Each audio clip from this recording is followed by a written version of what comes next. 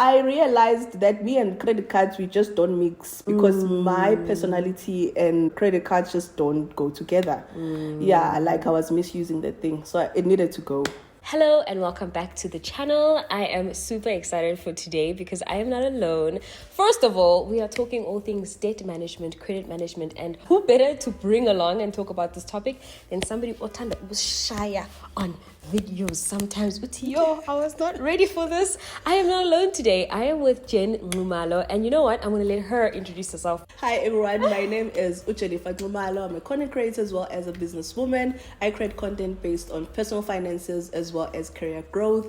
So yeah, that's me. Absolutely love it. We are also still partnering with Sanlam Credit Solutions. So thank you so much for sponsoring a portion of this video and actually helping us better maintain our credit. We want to delve into your journey, my journey, how it all started, how to build good credit, how to actually manage debt and leverage on it, because I think we've done that a little bit well in our 20s especially, now in our 30s, and of course we want to know your situation. So in the comment section, let us know what's going on in your credit space. Do you have any credit? Do you have a credit record? Do you know how that works?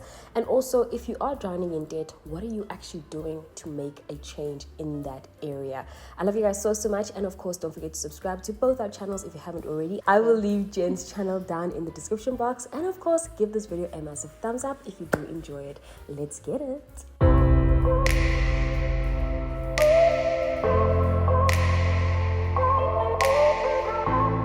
Hey there. It's Yolz's channel. So let's go straight to the beginning. Where did it all start for you? Yeah. I've shared a little bit about my credit journey, where it all started, but generally, you know, you get out of school, then you go to varsity, and then in varsity, you're offered credit cards, you're offered shopping. What are those? Store accounts. You're offered so many things. You don't even know about credit yet. In fact, even if you do study finance, there's no real module that literally focuses on credit management, unfortunately. And then you get into the workplace, and again, you're offered, because now you've got a salary, offered cell phone contracts, you're offered this and that. And if you don't have a good basis, a good foundation, you might find yourself drowning in it. So I want to know from you, Uguti, where did it all start, particularly around building credit and, of course, your first credit facility? Yeah. Okay, so my first credit facility was when I was in university. And I clearly took it out because I was trying to build my credit record. Uguti, what was it for? I can't tell you, because I was just in my third year, I think. I went and I opened a store account, and then I started using that. But I just made sure that it was very affordable. Like, it was below 1,000, my limit. But when I opened it, it was just mainly to build my credit record. Oh, okay. So you went in with the intention. Because I was lost a little bit. Like, you just took it out in jail? No, it was, I just knew that you have to start having a stock, like you have to build your credit record while you're still young. But what was I going to use it for and so forth? It was not something that really crossed my mind. I just knew that, okay, this is something that I need to expose myself to. So I went and I opened that store account. And I actually think I was very responsible with that store account. At least you were responsible. Exactly. And I made sure that I took something that was just within my affordability, like 1,000 for me, that was doable. And I kept 1,000 until I was even working, and then I started paying it off.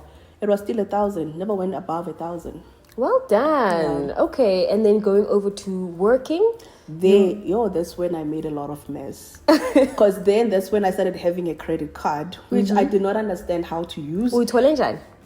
I think when I got my permanent job, I had to take out a credit card because I needed to finish my place. I had nothing, and I had no savings, and I did not want to wait until I get paid for me to finish my apartment. So I just went and I opened a line of credit. I took a credit card, and then I went and I bought a couch, a fridge, and like basic needs. Bed as well, because I didn't have that. So that was the whole purpose of me having a credit card. But after that, it escalated, because I remember when my mom needed to pay for her fees, for her university fees, and she was owing, they wanted 12,000. I went and I extended that from my credit card, and I was just not good also with paying it. Yeah. And Jenn, on a pay slip, this is not your first credit facility. But life happens. And I had no savings as well. So that was also the biggest problem, because I then used my credit card as my savings. And then it escalated to a point whereby I would use the credit card, pay it, and then use it again. And not even like pay it off. I would just pay the minimum and then I'll go back and use it. So it ended up becoming like some sort of a revolving loan. Okay, well, most people actually use it like that. Unfortunately, this is the reality of most people. We use it as an extension on top of our salary. We use it as like that extra pay slip, the extra cushion. But what we actually should be using it as, which I think actually is not our fault completely. Financial literacy is something we're learning along the way, especially as a Black people. We offered the good side. We're not told how to maintain the good credit, right? For me, it was actually a little bit different. I went straight to the bank and my banker sat me down and explained the first 55 days being interest-free. I was sold. I said, I don't have to pay any interest for the first 55 days.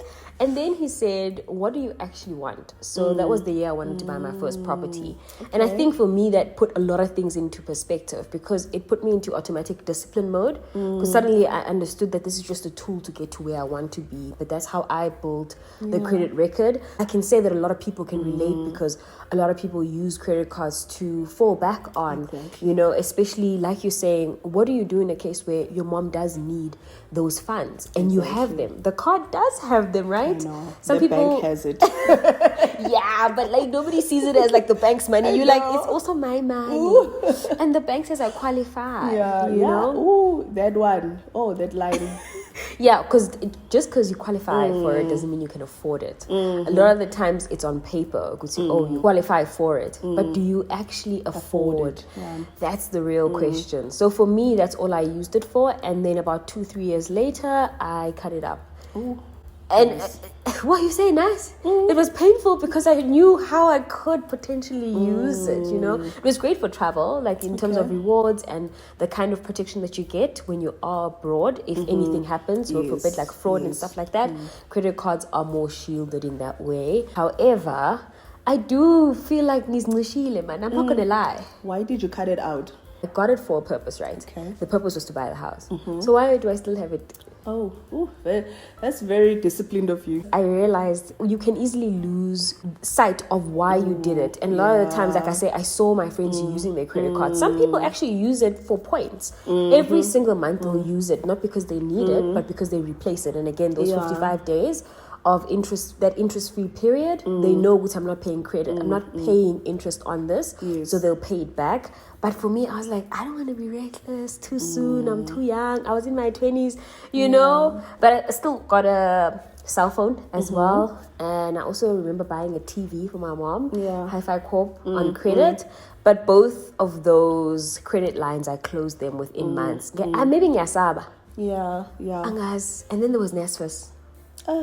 You also had Nesfas. I still have Nesfas. How's that going? It's not going well at all. But you know what? I started off when I finished my master's was fully funded by, what is this? Not NSFAS, an NRF. So that one was not covered by NSFAS. So from honors going backwards, it was NSFAS. So my honors, I got a bursary from NSFAS because I was passing well, so then my debt went down. Yes, it does. So when I started working, my debt was around 75. So I had pushed it. Last time when I left my job, I had pushed it up until 30-something thousand, and I was paying the minimum. Girl, you are patient. I started like that. This is why maybe it's Nyasaba. I started exactly like that. I think my minimum was like $600 or something, but also exactly the same. I brought my NSFAS down through good marks. You know, when you get an A, they take out like 6 or 7K, but a percentage basically of your annual fees. And the more A's you get, the more it converts automatically to a bursary, right? Which actually is great because if I knew this from first year, I wouldn't have played around. First year, I played around. So I was paying for my first year, right? But after that, after 2-3 years, when I wanted to buy a car, it hit me. I want to buy a car. how much credit do I have? I don't like end of the month because I'm a debit order. So then I closed it off. I just finished it with one of my bonuses from work. But because you are financially savvy and financially literate, you would actually probably opt for putting that money into an interest-bearing account or actually an investment that will yield more returns than paying that off while still maintaining good credit. And that you understand your credit score. If you want to better understand your credit score, simply check out the Sanlam Credit Solutions dashboard. It is very simplified and you can actually see in real numbers where you are at when it comes to your credit score. And of course, you can even contact a financial advisor on the Sanlam Credit Solutions dashboard. How do you still maintain a healthy credit score, especially amidst the economy we are living in? It is tough out there, and we have property. Yeah. Girl. Yeah. Besides NSFAs, that's actually my only debt now. Long-term debt? Yeah. Okay. I don't have any short-term debt anymore. So where's the credit card? I paid it off maybe 4 years ago. Oh, congrats. You asking me like I'm supposed to have it still. No, I realized that me and credit cards, we just don't mix because my personality and the credit cards just don't go together. Yeah, I was misusing the thing. So it needed to go. That takes discipline as well. You're calling me disciplined. No, it was because that time I was ready to fix my finances and there were things that I was working towards. So paying off my credit card made a lot of sense. And also because I felt like I was going forward and then going backwards. Forward. So it was just a game that I was not winning at. So I decided to just pay it off. And at that time I had 2, not 1. And they were killing me. And a personal loan. But not to the bank. To the bank, I need to qualify it. Yes, but my salary, when it comes to how much was coming to me each and every month, it was not nice. Not nice at all. To have to work 30 days, 31 days, and then when you get your salary, it's just like you haven't worked at all. It was not nice. So when I then decided that I needed to fix my finances, my credit cards were the first thing to go. Besides the store account, which I paid it off, and then my credit cards were the first things to go, and then it was the personal loan. Okay, you also had a personal loan. Yeah, it's Sana, when you add everything up, the credit cards and then the personal loan, it was over 100,000 of debt.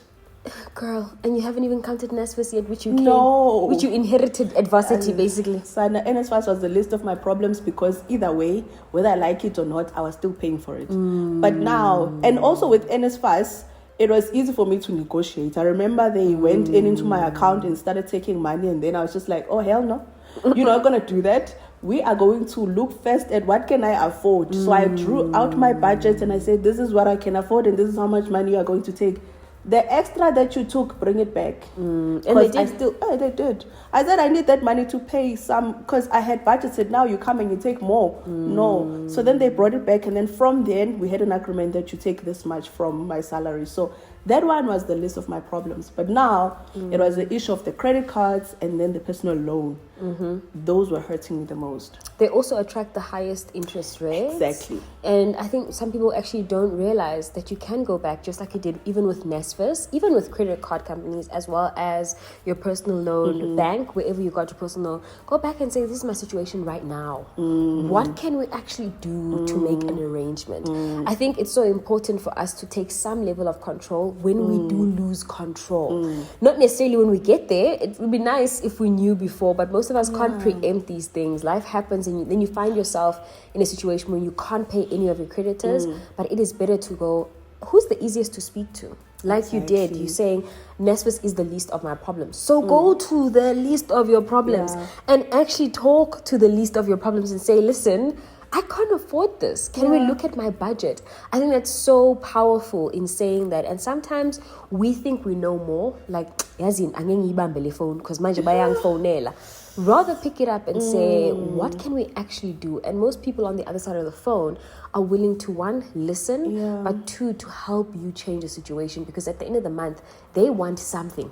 Yes. Most creditors just want... They want to keep you in credit, actually. So the longer you stay, the better. So there's no need for you to run away from your responsibility. And I think it worries me a lot also when I see on social media the level of ignorance that people are perpetuating, to say, if you just ignore it for this period of time, it will what. You don't need to pay. I've seen those and videos. Like the way that they're promoting irresponsible behavior when it comes to credit, it's really worrisome, because this thing does affect your credit record. There's going to come a time whereby you're going to want to buy that car, you're going to want to buy that house, and you're not going to be able to do so because you've been irresponsible in taking advice from the wrong people. I'm not saying that I'm the right person, but I'm just saying you need to be careful at the information that you are taking and actually applying when it comes to your personal finances, because it does impact on your life. Adulting does not come with a manuscript. Unfortunately, it comes with a lot of bills, a lot of receipts.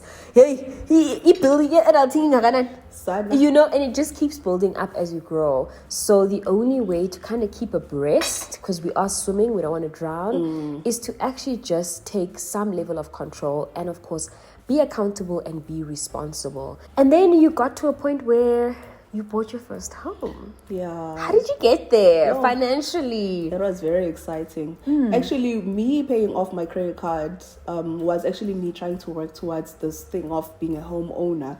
So it was just one of those things that I felt like, okay, it needs to go, because I was looking at my affordability that, okay, if I go buy a property now with all of this debt, it's just not going to be possible. So then I paid off my credit cards, and then that's when I started looking for the property. It feels nice to know that I could afford to buy a whole property by myself, you know? Yeah. And I, even after me leaving my job, I'm still able to pay back the money. And make it up through rent, girl. I know. Income generation, investment, turn that credit into an actual asset, you know, which I actually love. And I think it's lovely to have goals. Big or small, it's lovely that you were motivated to get rid of one thing so that you can get the next best thing. I mean, and you did it responsibly. I think for most of us, sometimes we feel the pressure to have both so that we can keep up with other people. Like I say, I know exactly what I was missing out on. The FOMO was there. I saw how people lived, but it's really good to also know that on the other side of this massive sacrifice that you make is a freedom that exists. That's true. That no one can take away, Sana. No, Sana. You know, I look at my life now. I may not be working. I may not be having a stable income. You are working, by the way, on YouTube. Well, yeah, I'm working. I still have a job, but it's just not stable. So I look at that and I'm like, who is this? This person that was able to just leave her job because it was too toxic, but still, she is still able to live her life. She's still able to afford to pay for her bond. She's still able to afford to take care of herself and her child. You know, she's still able to contribute in the house, you know. That for me gives me pride to know that that level of financial freedom that I worked towards, I'm actually there. I'm living it, where I'm able to make decisions for me and not because I'm confined by the issue of money. And that takes a level of working hard and discipline and just committing to the fact that you really want this. And I wanted financial freedom so bad. I know, your videos. I wanted financial freedom so bad. Your financial freedom videos. Yo, son. And now that I'm here, and it's not even the financial freedom that I was looking for, but tasting how it feels. That freedom to say that I can decide when I want to go back to work. I can decide what I want to do. That is a level of freedom that a lot of us black folks, we just don't have. We just don't get to have ever in our lives. Yeah. And it even comes with more pressure to maintain credit when you work for yourself. Because I'm no choice. I want to make sure that I still have good credit so that come time that I may need it, maybe I might want to get a second property. I need to be able to go to the bank and actually prove to them that I'm a credible person that you can lend money to. So it's very important to be responsible when it comes to the credit line that you already have. Show up for that, be responsible, pay for it on time. That's actually how you maintain a good credit. Pay for what you had agreed to take. Do you have any other tips for anyone else sitting, you know, behind the screen, thinking to themselves, okay, I've heard everything, but I'm here now. And right now, I have bit off so much more than I can chew. What do I do, Jen? As we're speaking, one thing that came to my mind is the importance of just understanding your personality and the type of credits that you have. So let's say, for instance, you've got a credit card, personal loan, car note, maybe you also have a bond. You know, you've got all of this line of credits. It's very important to firstly look at which one is problematic in your life. Yes, you want to know which one are you paying the most, which one is costing you the most, but also which one is problematic in terms of your personality, because that's the one that is actually keeping you in shackles. Because you might find that you have that bond, you have that house, but it's not a problem for you because it's the type of thing that you know that per month you're paying for this thing. But then if you know that you're not disciplined with a credit card, then that's a problem in your life. So you want to then start with the one that is a problem in your life. For me, that's actually how I actually looked at it. So I knew that I needed to start with that and get it out of the way, then move into the other line of credits that are less problematic in my life. So I would really say that if you're struggling right now and you have all these line of credits, start with the one that is a problem and start with the one that you can see that, okay, this one I am not managing very well, I'm not disciplined. Because once you get that out of the way, you find that paying off the rest of your credit cards or the rest of your credits is going to be so much easier. And also, it's not going to be possible if you don't create a plan. For me, I'm all about planning when it comes to such things, especially when it comes to debt. You want to know what are you paying, how much is it costing you, and how long is it going to take for you to pay it back without the additional amount. Then once you have identified the one that is a problem to you, the one that you would like to get to next, then you create a plan in terms of how much can I add into that debt in order for me to pay it off. And you start with one debt at a time. You don't attack all of them at once. You start with one. Always nice to start with the low-hanging fruit, because if you finish that, then it's easier for you to get the motivation to get into the bigger ones. Then you can pay off those. Also, just doing the snowball method of just once you finish paying off this one, then you get to the next one. You finish paying off that one, you get to the next one. 4 years from now, even 2 years from now, or even a year from now, you are done with all of those credit lines that you have. On the other side of 4 years, you're going to be free from that habit or that problem child, because sometimes that's the only thing that's keeping us. It's the revolving loan, like you're saying. It's not like a personal loan. You can't go back and dip in. With a credit card, you pay it back and then you're like, oh, I've got an extra 5,000 because now I've just paid off 5,000. And that becomes the revolving problem over and over and over, and it keeps you in that debt cycle. You don't move further. You become so stagnant, and like a dog chasing its own tail, you remain in one place. And that's not progress. We want progress. Freedom comes with so much choice, and that is a lovely feeling. Just knowing what you can wake up and say, what am I doing today? Not because somebody else determined it for me, but because I'm determining it for myself. And there's a beauty in that. However, it does take steps. We don't want to skip the journey. There's a beginning, there's a middle, and there's an end to it. We're not at the end yet. We are still in that destination phase. I still have to be a millionaire. Dollar millionaire, please, let's get it right. Because being a red millionaire, that's what, like $100,000. Listen, what's that? Isn't it $50,000? Yo, even worse. According to my calculations. No, it's really, really bad. We are not there yet, but you know what? We will be dollar millionaires at some point. But it starts with the first dollar. It starts with the first rand. It starts with the first step of actually identifying the problem and making the decision to actually look at it, recognize it, and change it. Better to know and to make a change. If you know better, you do better. So thank you so much for, just sharing your wisdom. If you want more, I love the fact that you kept on saying finances are personal. Chat to a financial advisor. I keep saying this. We are not financial advisors. We're here to share our experiences because we have lived. But there are people who are qualified to actually give you sound financial advice pertaining your own personal finances. So simply have a look at the Sanlam Credit Solutions dashboard, chat to a financial advisor for free, and actually ask them pertaining your debt, pertaining your goals, your budgeting, your struggles, and also your triumphs, your plans, all the things that you want to achieve, and have a look at that and take that first step. That is it from us today. I love you guys so much. Thank you so much, Jen, for sharing your wisdom, and also for you're a bit subtle today. I thought I've you were come gonna down.